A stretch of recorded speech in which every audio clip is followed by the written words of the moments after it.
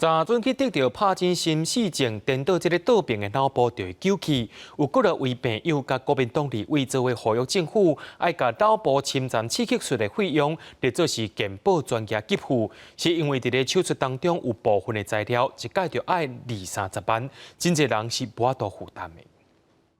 很多的事业主会怕我们在行动方面上面会跌倒或受伤。 所以把我们的工作能力就否定掉了。同款是帕金森氏症的朋友，讲到家己判病后，面对真侪生活上的困难，除了这，伫医疗上嘛有沉重的负担。其中一项脑部侵占刺激术，主要用伫医师开脑过程中定位的医材，一摆就要几十万。朋友希望会当纳入健保专业给付。我还没做手术之前，是全身都在倒。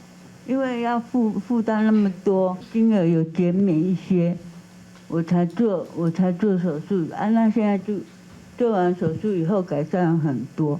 捌执行这项手术的医师讲，目前放伫患者体内医材，健保确实有给付，不过伫脑部手术的过程中，用来提升准确性的定位系统等等，因为医疗上属于选配的部分，袂当健保支付，自费就要20-30万。但是因为是大手术，嘛无人会去省这条钱。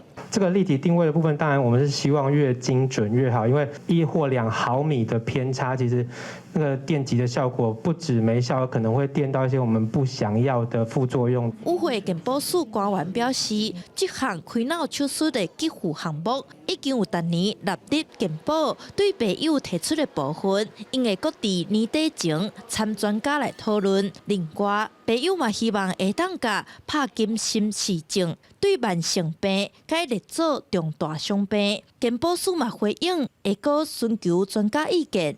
记者陈雅文、李玉凯台北报道。